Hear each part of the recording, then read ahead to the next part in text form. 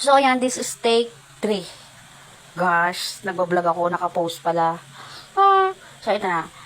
About ulit sa Japan. Alam nyo ba guys, ang mga Hapon, pet lover din sila. So, winuwalk nila yung mga dog nila sa gabi. Kasi alam niyo naman, sa umaga, sa maghapon, busy sila sa trabaho. Tapos pag may free time sila o day off nila sa work, pinapasya nila to sa mall. No?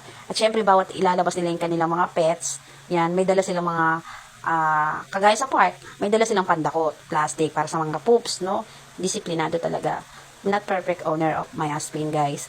Minsan ay, yon yung aking aso is yun sa damuhan. Anyway, back to topic. Yun, kasi,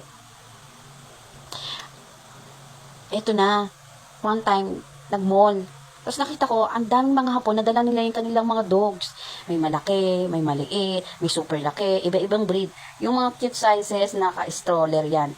Merong iba naka-diaper, merong ibang hindi naman naka-diaper. Ang nakakatuwa dyan, guys, kahit nagkakasalubungan yung mga aso, hindi sila nag-aaway-away. Sobra. Hindi mo sila nakikitang mag-aangilan, naghahamon ng away, sasaktan ang nakakasalubong nila, gustong kagatin. Walang ganun. Kaya, alam mo yun, stress-free.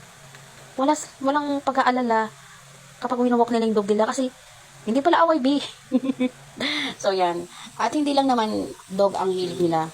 Meron din namang iba. May mahilig sa pusa, sa ibon, isda, turtle, yan. Ito pa guys. Yung iba dun kasi, hindi na nagpapamilya. Kaya, yung mga pets nila, yan yung tinuturing nilang bebe, anak nila.